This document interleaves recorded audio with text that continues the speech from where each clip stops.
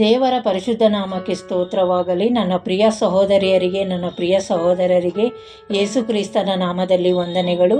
ಈ ಸಮಯದಲ್ಲಿ ದೇವರ ವಾಕ್ಯವನ್ನು ಧ್ಯಾನಿಸೋಣ.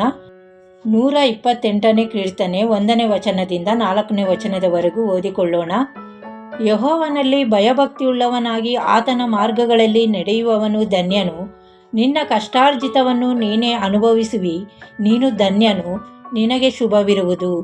ಅಂತಃಪುರದಲ್ಲಿರುವ ನಿನ್ನ ಹೆಂಡತಿಯು ಫಲಭರಿತವಾದ ದ್ರಾಕ್ಷಿ ಲತೆಯಂತಿರುವಳು.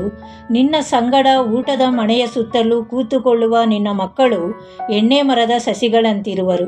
ಇಗೋ, ಯೆಹೋವನಲ್ಲಿ ಭಯಭಕ್ತಿಯುಳ್ಳ ಪುರುಷನು ಈ ರೀತಿಯಾಗಿ ಆಶೀರ್ವಾದ ಹೊಂದುವನು. ನೋಡಿ ಪ್ರಿಯರೇ, ಈ ಲೋಕದಲ್ಲಿ ಇಷ್ಟು ದಿನವಾದರೂ ಏನು ಸಾಧನೆ ಮಾಡಿಲ್ಲ. ಒಂದು ಉನ್ನತ ಸ್ಥಾನದಲ್ಲಿ ನಾವಿಲ್ಲ, ಮನೆ ಇಲ್ಲ, ಆಸ್ತಿ ಇಲ್ಲ ಎಂದು ಏನೆಲ್ಲ ನಾವು